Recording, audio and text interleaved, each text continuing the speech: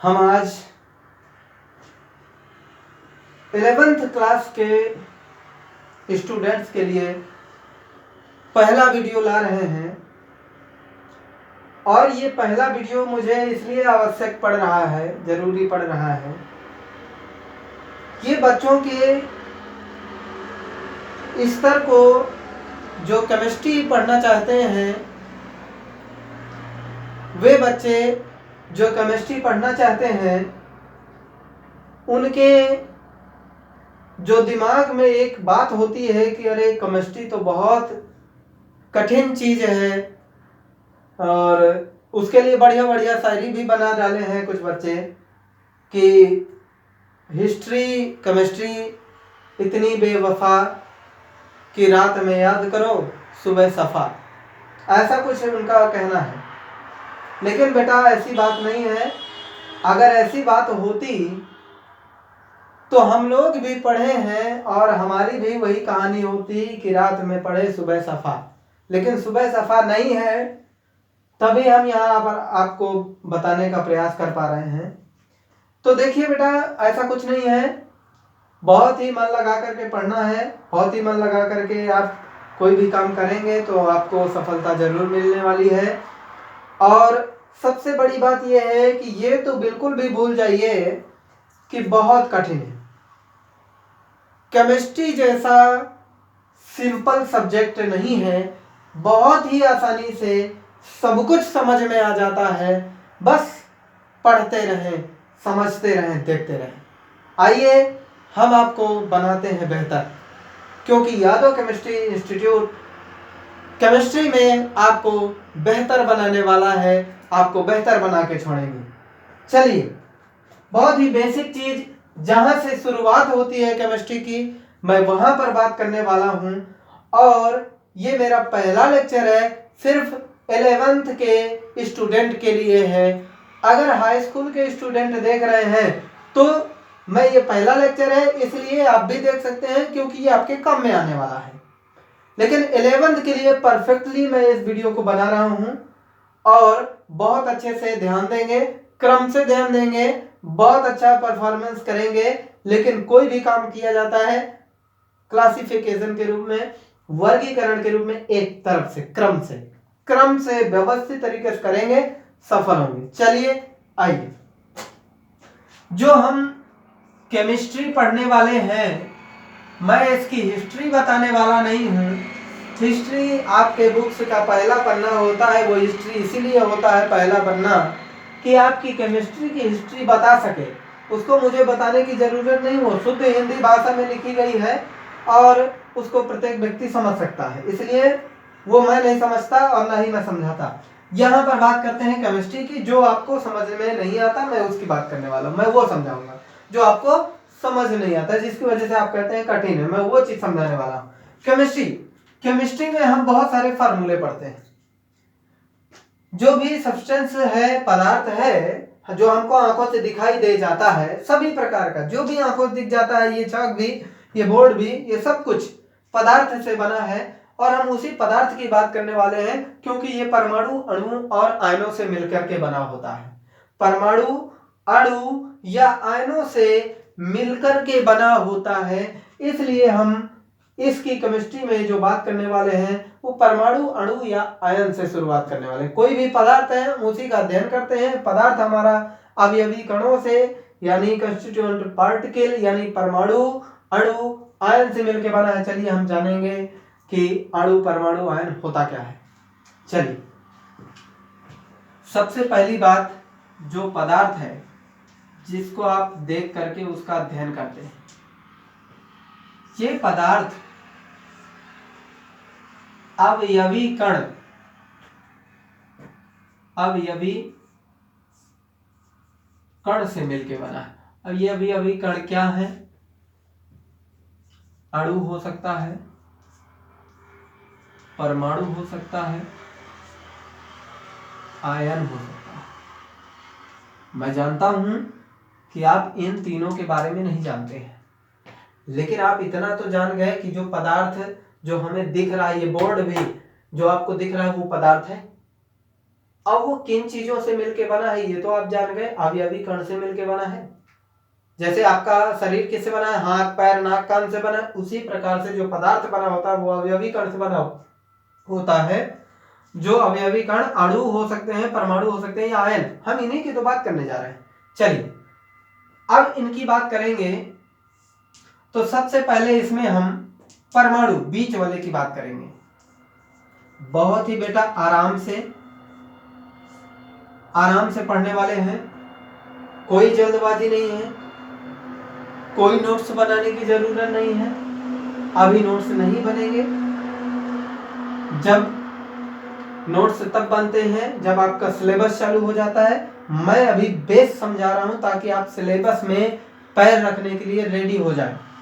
तो यहाँ पर परमाणु के बारे में हम सबसे पहले जानने वाले हैं, और इस परमाणु को इंग्लिश में कहते हैं एटम। एटम आपको बहुत बार पढ़ाया गया है, नाइट्रोजन, फ्लोरीन, क्लोरीन, ये सब पढ़ाया गया है स्कूल में। तो हम परमाणु की बात कर रहे हैं। हम इस परमाणु को न देखे हैं, न सुने हैं, न जाने हैं, तो फिर कैसे करें। हम आपको सब कुछ दिखाते हैं, सुनाते भी हैं, जनाते भी हैं, दिखाते भी हैं और पहचानवाते भी हैं। पहचानिए, आइए। परमाणु सबसे पहले तो ये दिखता कैसा है, कैसा दिख रहा है बोलो जरा, सभी बच्चे बताएं कैसा दिख रहा है बेटा, बताओ कैसा दिख रहा है, कमेंट कीजिए बेटा, कमेंट करें, बताएं क्या दिख रहा है ये परमाणु। आदमी कैसा दिखता है मालूम, लंबा लंबा, हाथ पैर ऐसे निकले रहते हैं, हाथ ऐसे निकले रहते हैं, पैर थोड़ा जुड़े रहते हैं। तो परमाणु कैसा है, गोलाकार। कैसा, गोलाकार। ये बहुत बड़ा मैंने बना दिया है। परमाणु अति सूक्ष्म होता है, अति सूक्ष्म, बहुत छोटा, अति सूक्ष्म, माइक्रो। लेकिन हम इसको देखने के लिए बनाए हैं आपको। परमाणु गोलाकार होता है। कैसा होता है, गोलाकार। लिखे देता, आपसे कोई पूछे गोलाकार, पूछे कि परमाणु कैसा होता है बेटा, बोलेंगे गोलाकार। दूसरा बात अगर बोलेंगे तो बोलेंगे अति सूक्ष्म।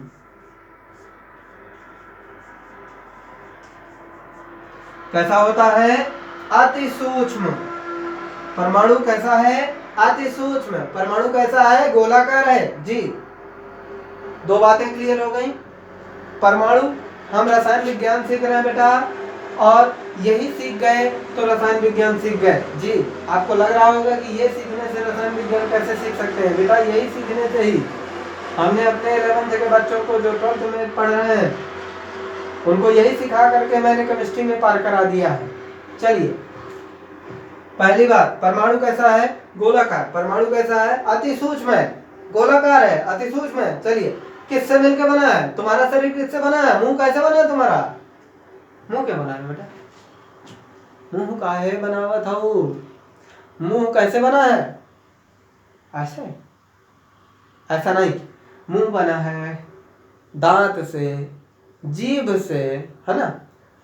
परमाणु कैसे बना है, बोलो बेटा, पेन से। किससे बना है, पेन से, हाँ, लिखने वाला पेन। चलिए, परमाणु तीन बातें पता चली। कैसा है, गोलाकार। किस तरह का है, अति सूक्ष्म। गोलाकार कैसा है, अति सूक्ष्म। किस तरह का है, गोलाकार।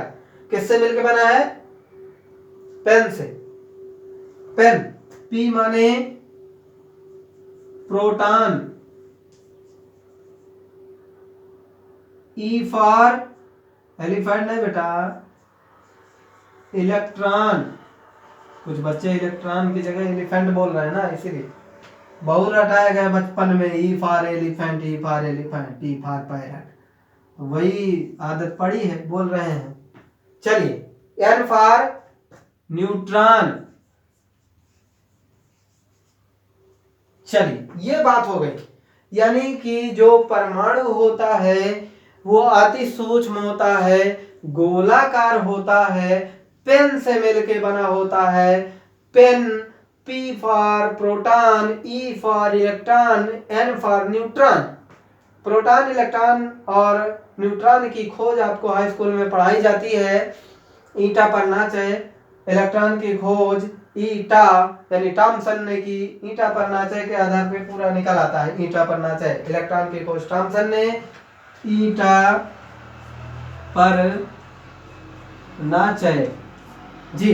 इलेक्ट्रॉन, प्रोटॉन, न्यूट्रॉन, ये तो आपको पता हो गए। इलेक्ट्रॉन, प्रोटॉन, न्यूट्रॉन, इनकी खोज की बात करें, टॉमसन, रदरफोर्ड, चैडविक, ये खोज है। इनके खोज करता है वो साइंटिस्ट के नाम है। चलिए, कोई भी परमाणु प्रोटॉन, इलेक्ट्रॉन, न्यूट्रॉन से मिलकर बना है। अब आगे बात करते हैं। नोट करते चलेंगे बेटा, इतना नोट करते चलेंगे, थोड़ा सा अभ्यास बनाएं। इसको देख लीजिएगा, देख देख करके नोट करते जाना होता है, तभी आपको हैबिट बनेगी और याद रहेगा कि हाँ ऐसा ऐसा होता है। चलिए, हमने जब जाना कि परमाणु गोलाकार होता है, तो अब यह भी जानने की जरूरत है, जिस प्रकार से हमने जाना कि पूरा परमाणु जो है PEN से बना है, अब ये PEN कौन कहां पर रहता है, इस बार की बात चर्चा करेंगे। जो एक स्कूल होता है, उसका ये पूरी बाउंड्री है स्कूल, और उसका जो एक ऑफिस होता है, ऑफिस में रहता है प्रिंसिपल, या आप हेड कह सकते हैं। यहाँ पे ऑफिस में हेड ही बैठते हैं, तो P फॉर प्रिंसिपल हो गया। और यहाँ पे कभी कभी चपरासी भी बैठ जाते हैं, N। लेकिन जो E फॉर इलेक्ट्रॉन है, ये इलेक्ट्रॉन बहुत शरारती होते हैं। इलेक्ट्रॉन शरारती होते हैं बेटा। शरारती कौन होता है? बच्चे। तो बच्चे जो शरारती होते हैं वो यहाँ मैदान में खेलेंगे, मैदान में खेलेंगे। ये अंदर ऑफिस है, इस ऑफिस को हम कहने वाले हैं नाभिक। क्या कहने वाले हैं? नाभिक। इसको नाभिक को इंग्लिश में कहते हैं न्यूक्लियस। न्यूक्लियस, नाभिक। नाभिक के बाहर जो ढेर सारा मैदान है, उस मैदान को जो लास्ट बाउंड्री है इसकी, उस बाउंड्री को कहते हैं कक्षा। कक्षा कहते हैं क्योंकि ये ऑफिस है तो बाहर कक्षाएं होंगी, और इस कक्षा को इंग्लिश में कहते हैं सेल। क्लास नहीं बेटा, सेल। वहां नाभिक कह रहे हैं, केंद्र को नाभिक कह रहे हैं और कक्षा को सेल कह रहे हैं। चलिए, मैं इसलिए बता रहा हूं कि जो परमाणु में तीन चीजें भरी हैं, प्रोटॉन, इलेक्ट्रॉन, न्यूट्रॉन, ये तीनों चीजें, प्रोटॉन नाभिक में रह रहा है, न्यूट्रॉन भी नाभिक में रह रहा है, इलेक्ट्रॉन कक्षाओं में रह रहा है। इनके रहने की स्थिति आपको बताई गई, इनके रहने की स्थिति आपको पता चल गई है। बस अब हमको ये पता चल जाए कि प्रोटॉन नाभिक में रहते हैं तो कितने प्रोटॉन हैं। न्यूट्रॉन का ना भी रहे पता, कोई बात जरूरत नहीं, लेकिन इलेक्ट्रॉन की जरूरत है, क्योंकि इलेक्ट्रॉन है शरारती, ये कुछ भी करेंगे, और इन्हीं की वजह से हम रिएक्शंस पढ़ते हैं, रसायन विज्ञान हम इन्हीं के आधार पर सीखते हैं। तो चलिए आगे बात करने वाले हैं हम इसमें। हमने बनाया नाभिक। नाभिक में कौन रहेगा? प्रोटॉन और न्यूट्रॉन। अब ये जो कक्षाएं होती हैं बेटा, तो स्कूल में भी कक्षाएं एक तो कक्षा थोड़ी होती, कई कक्षाएं होती हैं ऐसे, तो हम उनको कक्षाएं बना देंगे। पहली कक्षा का नाम भी दे देंगे। ये तो आपका नाभिक है, इसकी बात नहीं है, इसके बाहर ये कक्षा पहली है। स्कूलों में भी नाम रखे जाते हैं, ये लव कक्ष है, ये ध्रुव कक्ष है, प्रहलाद कक्ष है, राम कक्ष है, रमण कक्ष है, जो भी ये कंप्यूटर कक्ष है, कार्यालय कक्ष है, बहुत सारी नाम रखे जाते हैं। उसी प्रकार से हम भी इनका नाम रखने वाले हैं। ये पहला वाला इसका के कक्ष कहलाता है। कौन सा? के, कैपिटल के के बाद एल और फिर एम, ABCD तो आपको आती होंगी, के, एल, एम, और अगर कक्षा है तो क्या होगा, एन, और कक्षा है तो ओ। तो कुछ छात्र पूछने वाले होंगे कि सर क्या जेड तक चलने वाला है? नहीं बेटा, जेड तक की जरूरत ही नहीं पड़ने वाली है, इसलिए नहीं चलेगा, नहीं तो चाहे चल भी जाता। फिलहाल हमको जरूरत है यहीं तक की, के एल एम एन, के एल एम एन, बस। ध्यान दीजिए, ये है कक्षाएं, ये कक्षाएं हैं, इनमें बच्चे रहते हैं। ये जो इलेक्ट्रॉन है इन्हीं में चक्कर लगाते हैं, घूमते हैं, अपनी कक्षा में ही शरारत करते हैं। अब इन कक्षाओं में जो इलेक्ट्रॉन है वो देख लीजिए कि कौन सी कक्षा में कितने इलेक्ट्रॉन होने वाले हैं, क्योंकि थोड़ा सा मैं इससे बेस पे और जाऊंगा। पहले आपको परमाणु क्रमांक बहुत रटाया जाता था हाई स्कूल में। सोडियम का इलेक्ट्रॉनिक विन्यास 11, मैग्नीशियम का इलेक्ट्रॉनिक विन्यास 12, एल्युमिनियम का इलेक्ट्रॉनिक विन्यास 13, इलेक्ट्रॉनिक विन्यास नहीं, सॉरी, इलेक्ट्रॉनिक संख्या है, इलेक्ट्रॉन के नंबर्स हैं, क्योंकि ये नाभिक में प्रोटॉनों की संख्या की बात हो रही है। इनके परमाणु क्रमांक आपको याद कराए गए हैं कि सोडियम का परमाणु क्रमांक एटॉमिक नंबर 11, मैग्नीशियम का 12, एल्युमिनियम का 13, और इसी प्रकार से कार्बन का 6, नाइट्रोजन का 7, हाइड्रोजन का 1, इस प्रकार से आपको याद कराए गए थे। वो जो संख्या याद की थी वो आज काम आने वाली है। काम कुछ इस तरह से आएगी, मैं एक एग्जांपल्स लेके चलता हूं, इसकी बात करके लेता हूं।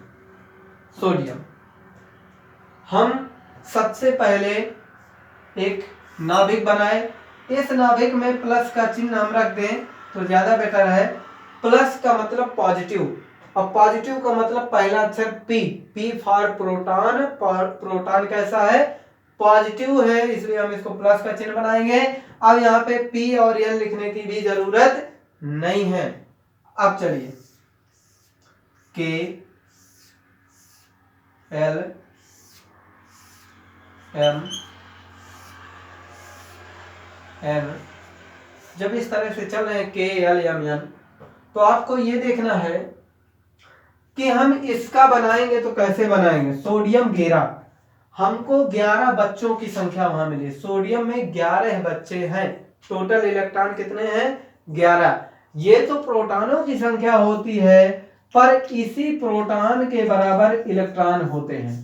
E बराबर P, प्रोटॉनों की संख्या के बराबर ही बेटा इलेक्ट्रॉन होते हैं, और इलेक्ट्रॉन अगर प्रोटॉन के बराबर होते हैं तो इलेक्ट्रॉन भी 11 है।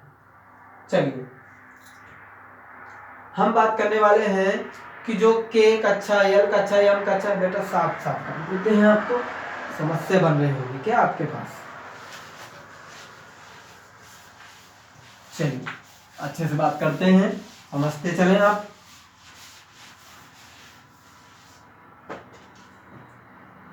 नाभिक बनाया, नाभिक के बाहर पहली कक्षा जिसका नाम के है,